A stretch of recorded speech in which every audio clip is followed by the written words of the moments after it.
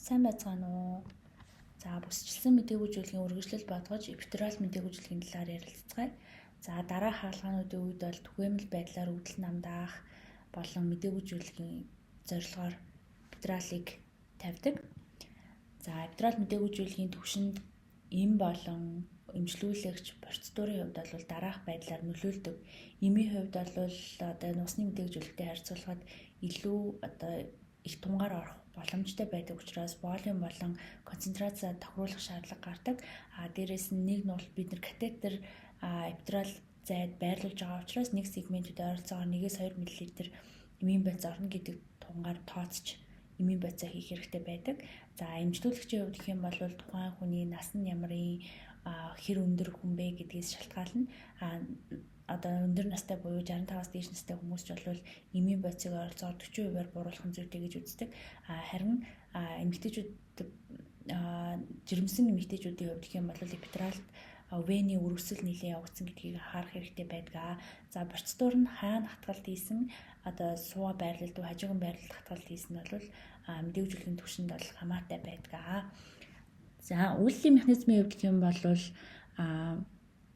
нусны мэдээлжүүлэлттэй адилхан тухайн эсгийн мэдээлжүүлэх эмийн байцыг хэрэгжилж байгаа учраас үйлдэлэх хугацаанд мээлийн бүрхүүлтэй болон бүрхүүлэхээс хамааралтайгаар байдаг ба бие фибрээс эхлээд тухайн хүрэлцгүй мэдээллээс эхлэж мэдээ алдаад одоо пембрик болон хүйтний мэдэрхүү алдсны дараагаар хамгийн сүүлд хөдөлгөөний мэдэрхүү алдагдах зарчмаар бол мэдээгүй зүйлийг явагддаг гэж үздэг. Харин эсрэгээр блок реверсал болохтой хамгийн түрүүнд мотор фибрүүд бол сэргдэг гэж үздэг. Энэ нь мээлийн бүрхүүлтэй холбоотой тухайн эмийн байцын уургатай холбоотой болон тосон тусламжнараас бол хамаартай байдаг. За эпидурал мэдээгүй зүйлгийн фармакодинамикийн хувьд бол нэвчилт болон дистрибьюшн буюу хуваарлалт болон ялгарлтын хувьд бол нэлээд спинал мэдээгүй зүйлээс ялгаатай байдаг. Энэ нь эпидурал зай өөрөө өөхөд ихтэй, вен ихтэй, дээрэс нь одоо нусны субарахноид зайнаас бол дуура матраар болон арахноид зайгаар бол хязгаарлагддаг учраас тухайн эмийн байцс нусны мэдээгүй зүйлөг тарих нусны шингэн болон одоо судасны иргэн шимэгдэх хугацаа нь бол харьцангуй удаан байдаг байгаа. За энэ дээр бол тухайн эмийн байцыг одоо эпидурал мэдээгүй зүйлэг болон эпидуралын өвдөл намдаахын хувьд бол ойролцоогоор 20-30 мл эпидуралт хийхэд одоо тухайн эмийн байцын онсет хугацаа буюу үйлдэл эхлэх хугацаа нь хэр байх вэ? Үргэлжлэх хугацаа нь хэр байх вэ? Хэрвээ үйлдэлийг хурцсах зорилгоор эпинефринийг нэмж өгсөн бол үргэлжлэх хугацаа нь хэд байх вэ гэдгийг харуулсан байна. За жишээ болгож практикт одоо ропивкайныг бол төлхөө эпидурал мэдээгүй зүйлэх зөвлөдөг. Ингэхдээ ойролцоогоор концентрац 0.75-аас 1 байлаа гэж бодоход онсет хугацаа нь 15-аас 20 минутын хугацаанд эхлэнэ гэсэн үг. Тархах хугацаа нь удаан. За эпидурал мэдээгүй зүйлгийн онсет нь бол дунджаар 15 минут орчим байна. Үргэлжлэх хугацааны хувьд гэх юм бол тухайн эмийн байцаас хамаарч гисэн дунджаар 140-180 минут бол орчим үргэлжилнэ. За харин эпинефринийг нэмж одоо нэгийг харьцан 200,000-аар нэмж өгөхөд 200 минут хүртэл үргэлжлэх боломжтой байдаг. За фармакологийн хувьд гэх юм бол эпидурал үргэлжилсэн тунгаар үргэлжилсэн байдлаар пампаар эмийн байцыг явах боломжтой. Нөгөө талаар single bolus дозоор хийх боломжтой байдаг. За ингээд бол одоо хаалгааны туршид өвдөл намдах байдлаар хэрэгжилж байгаа бол энэ нь single bolus доз нь 45-аас 4 цаг орчим үргэлжилнэ гэж үзнэ. Эпидурал мэдээгүй зүйлэгт хэрэглэхдээ ропивкайныг бол илүү зөвлөдөг. Яагаад тэгэхээр ропивкайн өөрөө одоо хоруу чанар бол харьцангуй багатай, элегнд хоруу болон зүрх судасны үйл ажиллагаанд нөлөөлөх ласт үсэх эрсдэл бол ропивкайныг бол харьцангуй бага гэж үздэг. Хүчийн хувьд бол ропивкайн 40% бага гэж үздэг байгаа. Эпидуралд бол нэмэлт эмийн байцуудыг хийх боломжтой байдаг. Тухайн эсгийн мэдээгүй зүйлгийн байцсан дээр нэмээд опоидууд, vasoconstrictors болон альфа 2 агонистуудыг бол нэмж болно. Опоидуудын хувьд гэх юм бол усан тусамдхай болон тосон тусамдхай гэсэн хоёр төрлөөр үндсэн хоёр төрөлд хуваагддаг.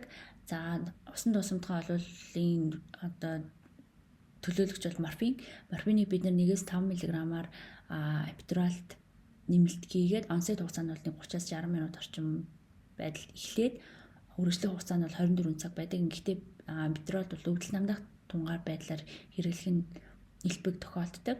Харин тасан дусамдгай эмийн бодисонд бол фентанил хамаарах бөгөөд 10-аас 100 микрограммыг одоо өвдөлт намдах байдлаар хэрэглэж болис тунгаар хэрэглэхэд онсет хугацааны 5-аас 15 минут тасан дусамдгай учраас үргэлжлэх хугацаа нь 2-оос 3 цаг орчим байдаг байна.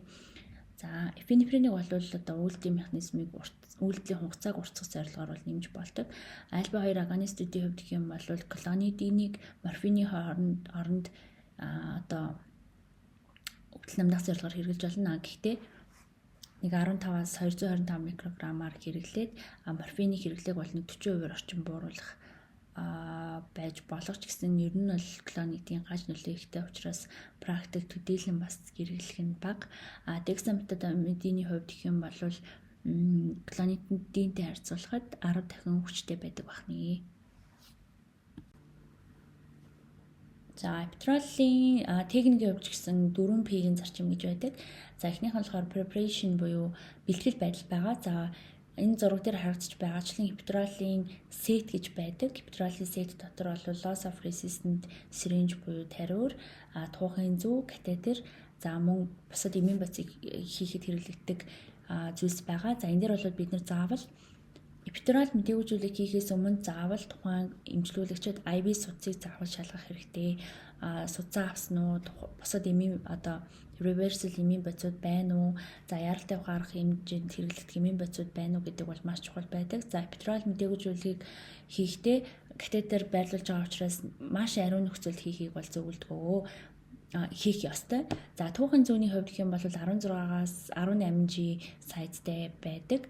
Түлхүү хэрэгэлдэг 20G-тэй ч гэж байгаа. Гэхдээ ер нь бол хамгийн түгээмэл хэрэглэгдэх нь туухын 18G зүү байдаг. За, тэгээд үзүүртэй туухын зүү бол нэг 15-аас 30 градусын дээшээ тахир байдаг. За, энэгээр үргэлжлүүлээд одоо эпидурал зайг оллоо гэхэд тэргээр катетер гарах зориултаа хийгдсэн байдаг. За, энэ зурагт нь харагдаж байна. Эхнийх нь бол одоо дундуура хаб нь ороод одоо дээшээ юм тахир 30-аас 15-аас 30 градусын юм тахир байдаг. За, тэгээд түүний дундуур орох катетерийн хувьд гэх юм бол үйлдвэрлэгч нь яаж үйлдвэрлэснээс шалтгаалдаг, олон тийшээ цацардаг, эсвэл зөвхөн урдаа цацардаг гэх мэтчлэн үйлдвэрлэгдэг. Түгээмэл одоо практикт байдаг нь бол юм олон тийшээ цацардаг нь бол түгээмэл байдаг. За, дараагийнх нь position. За, спинал мэдээлжүүлэгтэй адилхан хажуугийн суугаа болон front position аль тохиолдолд бол хатгалт хийж болно. Гэхдээ ер нь ихэвчлэн хатгалт хийгдэг нөхцөл нь бол суугаа байрлал байдаг. Хажуугийн байрлалд оруулахад бид нар хатгалт хийхэд төвхтэй болон хаалган дараа хүндрэл гарах нь бол түгээмэл байдаг. Front positionд бол төдийлөн бас хатгадаггүй. За, хажуугийн байрлалаас харахад бол одоо two frame line ямар байна. За, тэгээд энд бол дандаа лендмаркууд бол харагдаж байна. За, далны доогуур T7 Ильякийн дээгүүр бол L4 гэх мэтчлэн лендмаркууд бол харагдаж байна. За, панкчрийн хувьд гэх юм бол яг хаавар хатгалт хийх вэ? За, ямар тухайн одоо мислаас хамаарна гэсэн үг. Ямар мисл одоо хип юм уу, эсвэл доод мөчтэй юм уу, эсвэл одоо их барихын одоо өвдөл намдаах үед бол бид нэр L2-оос L5-д мэдээлжүүлгийн түвшин байхад хангалттай энэ хоёрын хооронд хатгахад болно гэсэн үг. Тэгэхээр нөгөө лендмаркаараа бид 4-5-аар хатгах уу, 3-4-аар хатгах уу гэдгийг шийднэ. За, кальцитон болон одоо арай дээшээ хэвлийн дээшээ хаалгаануудын хувьд гэх юм бол хатгалтаа арай дээшлүүлээд нэг T6-аас T8-ийн түвшинд бол хатгалт хийхэд бидний гуурс хаана байгаа вэ, хэдэн одоо сантиметрийг оруулсан бэ гэдгээс бол хамаардаг. За, цээжний түвшний хатгалтыг бол T2-оос T6-гийн оронд хийж болно. Гэхдээ одоо бид нэр лендмарк болтгон болохоор T7 тэрнээс дээш бид нэр баримжаалж болох хатгалт хийдэг. За, projection and puncture-ийн хувьд гэх юм бол midline-аар хатгаж болно. Эсвэл бол хажуугаар paramedian-аар хатгаж болно. За, midline-аар хатгахад бол хөвчлэн бид нэр одоо тухайн одоо анатомийн бүтцээс хамаарна гэсэн үг. Lumbar түвшний одоо нуглан бол харьцангуй спинос нь тэгшгэн байдаг. Торацик түвшнийх бол харьцангуй налуу байдаг учраас midline хатгахад хамгийн тохиромжтой хэсэг бол доод буюу lumbar хэсэг байдаг. За, энд бол үндсэн хоёр техникээр хатгаж болно. Нэг нь loss of resistance, нөгөөх нь болохоор hanging drop method буюу одоо loss of resistance тийм сиринж ашиглахгүйгээр хатгалт бол хийдэг. За сиринжтэй болохоор air болон эсвэл агаар болон эсвэл салин ашиглаж хийж болдог. Гэхдээ зарим тохиолдолд air ашиглахыг бол илүү эрсдэлтэй гэж үздэг учраас ихэвчлэн салиныг бол хэрэглэдэг байгаа. За энд бол одоо эпидурал зай гэдэг бол урд хэсэгтээ дуура матраар хэсэгтээ одоо лигамент флавум буюу шар холбоостой байдаг. Тэгэхээр шар холбоос аль түвшиндээ ямар хэмжээстэй, ямар цуцаантай вэ гэдгийг анатомийн хувьд мэдж байгаа нь нэлээд ач холбогдолтой байдаг. Буюу гар техникийн хувьд бол нэлээд ач холбогдолтой байдаг байгаа. За энд бол одоо лумбар түвшний хатгалт хийж байна. За лумбар түвшний хатгалт хийхэд бид нэр одоо давхаргууд бол мэдж байгаа. Энд шар бид нэр энэ дээр бол суpraspinous холбоос харагдаж байна. Энд урагт бол шар холбоос харагдаж байна. Тэгэхээр энэ хоёрын хооронд бид нэр ойролцоогоор хэдэн сантиметртай байгаа вэ? За хэр зузаан одоо урууны одоо өөхид нь хэр зузаан хүн бэ гэдгээс бол нэлээд шалтгаалдаг байгаа. За энд бол hanging drop байдал харагдаж байна. За дотроо дуура матер болон шар холбоос хоёрын хооронд нэлээд таталцал байдаг учраас энд цүрэг одоо зэнхтэй гэж үздэг учраас бид нар хэрвээ одоо дуура матрын наан эпидурал одоо шар холбоосоо өнгөрөөд хатгалаа гэхэд hanging drop буюу solution доош унжаах хэрэгтэй. Энийг hanging drop техник гэж нэрлэдэг байгаа. Харин энэ loss of resistance гэдэг сиринжийг ашиглаж байгаа бол энэ өөрөө илүү гарт илүү мэдрэгдэх зорилттойгоор хийгдсэн байдаг. За эпидурал зай бол ойролцоогоор 1-8 см усны баганд буюу 2 тишээ таталцлын хүчин дээр ийм сөрөг даралттай байгаа. За энд бол эпидурал зайг олох гэдэг бол шууд эмчийн гар техникээс бол хамаардаг. Тэгэхээр энд бол одоо туухын зүгээрээ хатгалт хийгээд тэгээд шар холбоос хүрээд шар холбоосны цаана эпидурал зай байгаа гэж тооцох хэрэгтэй. Тэгэхээр эпидурал зайд бол одоо энд ингээд сиринжээ хийцэн, тариураа хийцэн гээд шалгаад миллиметр 1-2 мм ингээд шалгаа явхад эпидурал зайд хүрэхдээ одоо сөрөг цэнэгтэй болсон учраас маш чөлөөтэй явдаг байгаа. За энд бол үндсэндээ бидний яг үндсэн байралт бол энэ харагдаж байна. Гэхдээ үндсэн хоёр бас байралт байдаг. Эхнийх нь бол нэг гарын техник буюу нэг гараараа түлхээд нэг гараараа шалгаад явна гэсэн үг. Харин хоёр гарын дөрвөн бүдгэн болохоор багаар хоёр гараараа тулж одоо шалгаж 1-2 мм-ээр яваад аргатаа сиринжээрээ шалгаад явдаг аргууд бас байдаг. За тэгээд эпидурал зай бол олох хэрэгтэй. За тэгээд эпидурал зай олсны дараа үргэлжлүүлээд энэ туухын зүгээр дундуур нь катетер байрлуулдаг. За ойролцоогоор бид нэр энэ туухын зүү дээрээ бол нэг 8-9 см орчим байдаг. Тэгэхээр 8 см-тэй сантиметр болгон дээрээ юм тэмдэглэгээтэй байгаа. Тэгээд тэр тэмдэглэгээнд амжаад бид нэр эпидурал зай одоо тэнд хэдэн сантиметр байна гэж тооцоолоод тэрнээс цааш 4-6 см-ийг үлдээдэг гэсэн үг. Энэ катетер нь өөрөө ойролцоогоор нэг 15-18 см-тэй юм урт сантиметраар нь хэмжсэн юм тэмдэглэгээтэй. Тэгэхээр эпидурал зай хүртлээ одоо жишээлбэл 6 см орсон байлаа гэхэд цаашаа 6 см ихээр 12 дээр бэхэлж арьсан дээр 12-оор бэхэлж байрлах юм бол энэ эпидурал зай дотор 6 см одоо катетер байрлаж эм хангалттай явах нөхцөлийг бол бүрдүүлдэг байна. За харин парамедиан хатгалт. За парамедиан хатгалтыг бол хамгийн түгээмэл хэрэгэлдэг нь цээжний түвшний эпидурал мэдээгүүжүүлэг байгаа. За цээжний түвшний эпидурал мэдээгүүжүүлэг дээр бол түрүү хэлсэнчлэн спиносны доошо налуу байдаг. Тэгэхээр биднэрт голоор хатгахад бол одоо дандаа яс тулна гэсэн үг. За эндсэн нэг техник байдаг нь болохоор за спинос бол ингээд доошо байгаа учраас энэ дундуур хатах юм бол шууд энд спиносын дээд ирмэг бол шууд хатгагдана гэсэн үг. За тэгэхээр энд болохоор харьцангуй нөгөө тухайн эмчийн зүүн гарын техник өнөө баруун гарын техник байна уу гэдгээс хамаардаг. Зүүн гараараа сурсан, баруун гараараа сурсан гэдэг янз бүр байж болно. Жишээлбэл одоо баруун гарын энд бол зүүн гарын техниктэй хүний техник байна. Техникийн хувьд бол ажиллахан баруун уу зүүн үү гэдгээр л ялгаатай. За спиносоо тэмтэрч агаад спиносоо тэмтрээд ойролцоогоор 1 см одоо гадна талд гэсэн үг зүүн тал руугаа. Энэ бол зүүн тал руу хат. За зүүн тал руу хатахад биднэрт энд юу тулах вэ гэхээр энд хөндлөн сертэн байна. Энэ хооронд байгаа ламина байна. За тэгээд спинус байна. За тэгэхэд энд бид нэр ойролцоогоор 1 см гадна хатахад энд ламина тулж ийн гэж тооцно. За ламина тулаад энд хэдэн сантиметр явсан бэ гэдгээ тоолно гэсэн үг. За тэгэхээр 1 2 3 4 5 см яваад яс тулж байгаа бол энэ аюулгүй одоо лен зон гэсэн үг.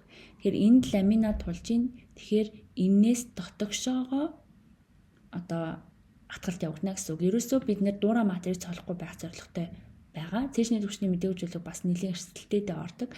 За бид нэр эхлээд ламина тулаад ойролцоогоор 30 градусаас дотогш эргүүлнэ гэсэн үг. Энэ бол зүүн гартай хүн байгаад байгаа хгүй. Тэгээд 30 градусаар дотогш эргүүлэхэд бид нэр яг таргет байрлуугаа чиглэж явж байна. За энэний үнцгийг тааруулах бас нэлийн чухал байдаг. Зарим хүний нуруу одоо дали болсон байгаа тохиолдолд өнцгөө тааруулах, за хөгшин хүний одоо байлаа гэхэд энэ цэжний түвшний нугалм нь нэлийн жижигхэн байх нөхцлүүд бас байж болно.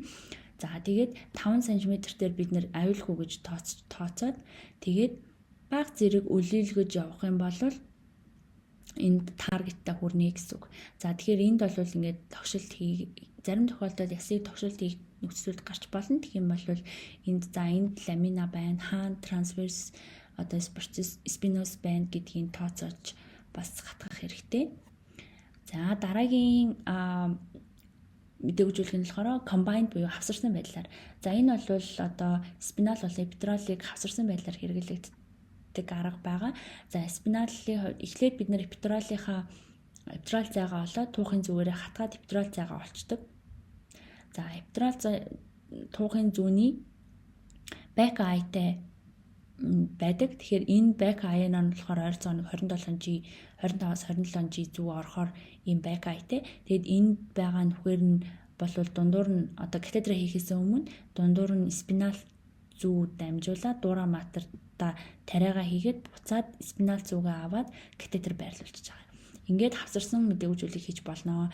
За энэ эпидурал зайгаа олцоод спинал зайнда 2-2.5 цаг үргэлжлэх хэмээн бодисыг хийгээд үргэлжлүүлээд өгдөл намдах байдлаар хэрэглэе гэх юм бол энэ combined сонголт бол илүү дээр сонголт байдаг.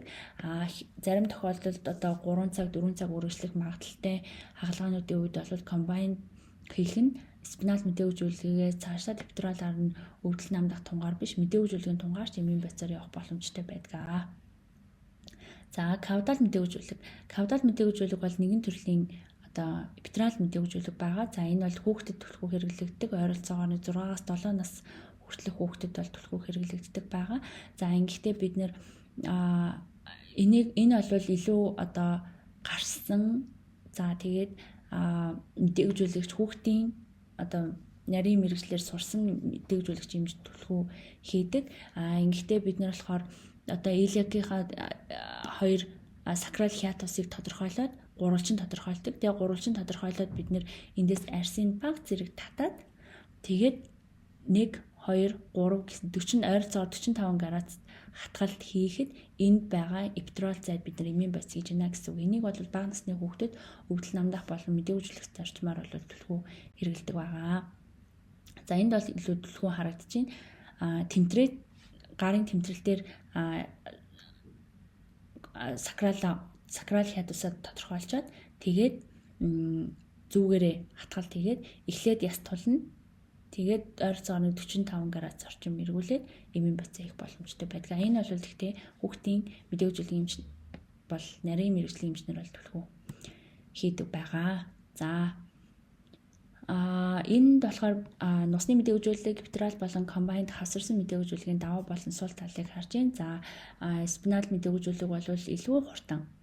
Тэгээд тухайн одоо тэр доороо мэдээ алтлна гэсэн үг шүү дээ. Хурдан онсет хугацаа бол хурдан, харин үргэлжлэх хугацааны хувьд бол нэлийн хязгаарлалтмал байдаг.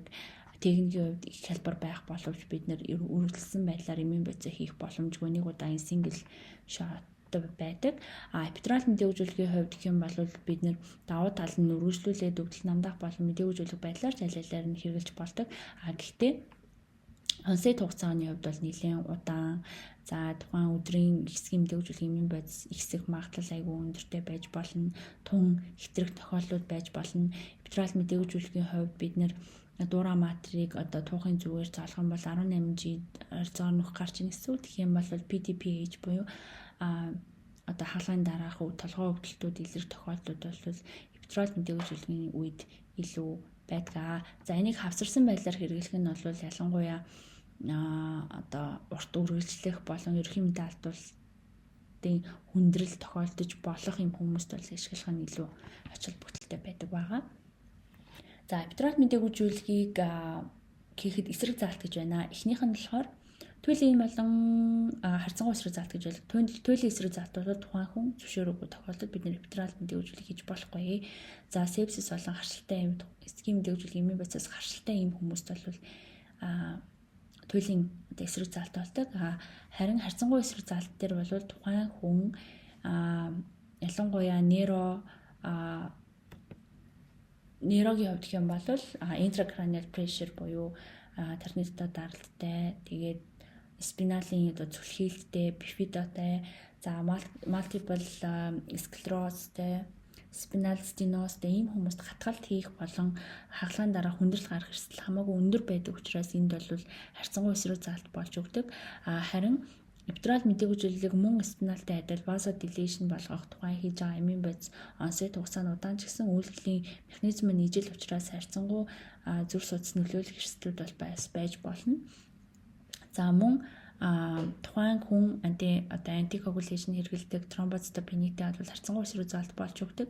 Тэгэхээр ойролцоогоор тромбоцит нь бол нэг 50-70-ийн хооронд байгаа түүнээс дээш байгаа тохиолдолд бид нар хатгалтаа хийнэ. Тэгэхээр тэрнээс өмнө тухайн бүлэглэлтийн асуудал ямар байгаа вэ гэдгийг заавал шалгах хэрэг гардаг.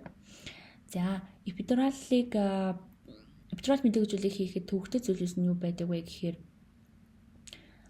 эпидурал байрлуулна гэдэг нь өөрөө айгүй төвөгтэй асуудал байдаг.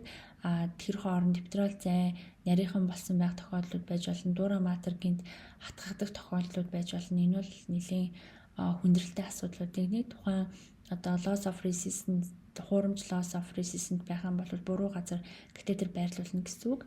Гэх мэтчлэн. За эпидурал зайд катетер байрлуулахад төвөгтэй цаашаа нарийн одоо нимгэн дуурайтай хүмүүс байх юм бол одоо катетер их байрлуулсантай холбоотой спиналд катетер байрлуулагдах гэх мэтчил нөхцөл байж болно. Эпидурал бол өөрөө нэлийн вен ихтэй судасчил ихтэй учраас тэнд одоо суц руу эмийн бодис их хэмжээгээр орох тохиолдлууд бас байж болдог гэх мэтчлэн байж болно. За спинал энэ дэр спинал болон одоо хай болон total спинал мэдээлжүүлэхийн талаар мэдээлэл өгөх гэсэн. За ер нь бол high spinal anesthesia гэдэг бол C4-өөс дээш мэдээлжүүлэхийг high гэж нэрлэдэг. За энэ тохиолдолд бид нэр заавал одоо high болон total spinal block-ийн удирдамжийг бол дагаад явах хэрэгтэй. Яагаад тэгэхээр epidural infusion ямар хизээ infusion хийсэн, хэдэн цаг үргэлжилсэн, хэдэн хэмжээний volume хийсэн гэдэг нь бол маш чухал учраас тухайн үед бид нэр high block болчлоо гэдэг одоо сэжиглэж байгаа бол дараах арга хэмжээнүүдийг авах хэрэгтэй байдаг. За мөн одоо энэ дээр оруулсан зүйл нь болохоор тухайн нөгөө дискний зүлхийлэлттэй хүмүүс бас айгүй өрсөлдөлтэй байдаг. Дискний зүлхийлэлттэй байгаа тохиолдолд тухайн эпидурал зай бол нэлээд шахагдсан байх тохиолдлууд бас байж болно. Тэгэхээр тухайн хүний одоо мөрөлт нь хэр байна, аль төвшөнд одоо дискний зүлхийлэлттэй байна гэдэг зүйлүүд бол нэлээд бас асуудалтай байна. Хагалгаа нь PTPH байгаа. За postural puncture headache байгаа. За энэ дээр бол нэлээд олон хүчин зүйлүүд байж болдог. Ер нь бол тухайн хүнээс одоо нусны мэдээлжүүлэг болон эпидурал мэдээлжүүлэг хийхэд өмнө ямар байсан бэ, ямар асуудлууд гарч ирсэн бэ гэх мэтчлэн асуултууд тавих нь бас нэлээд ач холбогдолтой байдаг. За энэ postural puncture headache-ийн хувьд гэх юм бол за жишээлбэл нусны мэдээлжүүлэгтэй холбоотойгоор хаалган дараа толгой өвдөлт илэрдэг нэлээд олон судалгаанууд байдаг. За энэ дээр бол одоо зүүнээс хамааралтай байх нөхцлүүд бол байж болно. Энэ нь юу вэ гэхээр хоёр үндсэн төрлийн зүй байгаа шүү дээ. Эхнийх нь бол күүнгийн зүй, нөгөөх нь Pence point. Күүнгийн зүй бол энэ шулуун байдаг учраас үзүүртэй одоо тариа гардаг учраас ийм зүгээ авахд ийм нөхөлддөг гэсэн үг. Харин Pence point-ийн хувьд гэх юм бол энэ харандаа үзүүртэй учраас энд үүсэх нөхөн нь маш бага байдаг гэсэн санаа. Тэгэхээр эргээд одоо тарих насны шингийн энэ дээр гараад тодорхой хэвтгэд зүгээр болоод суухад өгдөөд босоод явхад өгдөөд байгаа шалтгаан нь бол эндээс тарих насны шингийн эргэн гарах багасантай холбоотой даралт үүсэж байх боломжтой учраас ер нь бол энэ PDP-ээс сэргийлээд харандаа үзүүртэй буюу Pence point-ийг бол төвлөх үзүүлдэг. За усны мэдээг үзүүлэгч бай, петрол мэдээг үзүүлэгч бай, аль ч тохиолдолд хаалгааны өмнөх үнэлгээ бэлдэх зүйл гэдэг бол нэлээд чухал байдаг. Хаалгааны өмнө бодит үзлэг дээр бид тухайн хүний нуруу ямар байна, спинал бол эпидрал мэдээг үзүүлгийг алийг хийх үү, за тухайн хүн нурууны суулттай байна уу, эсвэл өөхөн давхар ихтэй хүн байгаад байна уу, эсвэл нурууны мөрөлттэй байгаад байна уу, яг хаалгааны процедур хийх хэсэгтээ ямар нэгэн сорь байна уу, эсвэл эсрэг заалт үүсгэр зүйлүүд байна уу, тухайн хэсэг сепсисийн халдварын үүсгэрт юмнууд байна уу гэдгийг заавал шалгах хэрэгтэй. За лабораторийн шинжилгээгээр хамгийн түрүүнд харах зүйл бол ер нь бол бүлэглэлтийн хүчин зүйлүүд байдаг. За гемоглобиныг мөн харна. Бид нар яагаад тэгэхээр гемоглобин багтай хүмүүстэр хаалгааны дараах одоо энийг бол яг хүн бол мэдээг үзүүлгийн ямар ч тохиолдолд анеми байгаа эсвэл заавал үүсэх шаардлага гардаг. Бүлэглэлтийн хувьд гэх юм бол одоо судсанд орсон эпидрал зай гэдэг бол өөр айгүй их судасжилттэй судсан дэмийн байдас орох нөхцлүүд бол байж болно. Тэгэхээр энэ тохиолдолд бол харьцангуй эсрэг заалт болдог учраас протромбоны хугацаа тэгээд одоо антиплателет бол антикоагулант хэрэгэлдэггүй хэсэг нь бол айгүй чухал ач холбогдолтой байдаг байгаа. За энэ дээр болохоор тухайн хүн хэрвээ одоо антикоагулант хэрэгэлдэг байх юм бол за уухаар хэрэгэлж байгаа варфариныг уухаар хэрэгэлж байгаа тохиолдолд бол 5 өдрийн өмнө зогсоосон байх хэрэгтэй. INR1.5-аас бага байх хэрэгтэй. Rivaroxabanыг бол бас түгээмэл хэрэгэлдэг. Rivaroxabanыг Xarelta хэрэглэж байгаа бол 3 өдрийн өмнө зогсоох хэрэгтэй гэх мэтчлэн. За тромболитик юмнуудын хувьд гэх юм бол аспириныг 7 хоногийн өмнө зогсоосон байх хэрэгтэй. За альтиплаза бол мэдээж маш хүчтэй учраас 10 өдрийн өмнө зогсоосон байх хэрэгтэй гэх мэтчлэн. За аспирин бол гэхдээ одоо стент тавилсан юм уу эсвэл клопидогрел хэрэглэж агаад хамт хэрэгэлсэн хүмүүс байх юм бол зүрхний эрсдэлтэй байгаа тохиолдолд доорож 24 цаг гэх мэтлэн бодолцох асуудлууд бол байж болно. За түгээмэл хэрэглэгддэг антиплателет бол клопидогрелийг хэрвээ эпидрал мэдээг үзүүлэг хийнэ л гэсэн бол 7 хоногийн өмнө зогсоох хэрэгтэй. За тэгвэл одоо бид нэр зогсоогоод тэгээд хаалгааны дараа хизээ эхлүүлэх үү, хамгийн сүүлийн тун хэд байх уу гэдгийг дараах байдлаар бол харуулж байна. За жишээлбэл гепарин байна, өдөрт 2-3 удаа байна. Enoxaparin байна. Антикоагулант дээр бол одоо эмчилгээний тунгаар явж байгаа тохиолдолд бид нар 24 цагийн дараа ласт доз нь процедур 24 цагийн дараа яваад тэгээд тэрнээс цааш ингээд катетер байрлуулсан бол үргэлжлүүлэхгүй гих мэтчлэн байдаг. Үргэлжлүүлэх юм бол энэ эмийн бодис одоо судсанд орох тэгээд гих мэтчлэн эрсдлүүд бол гарч болно. Тийм учраас энэ тохиолдолд бол хизээ катетерэ байрлуулад хизээ эмийн бодисыг эргэн хэрэглэх вэ гэдэг зүйлүүдийг бол тайлбарлахыг хичээсэн. Эдгээр 4 номноос бол судалж агаад энэ хүү хичээлийг бол бэлдсэн байгаа. Тэгээд ямар нэгэн алдаатай юм уу эсвэл буруу ойлгосон юм байвал комент хэсэгт бас үлдээж болно. За анхаарал хандуулсанд баярлалаа.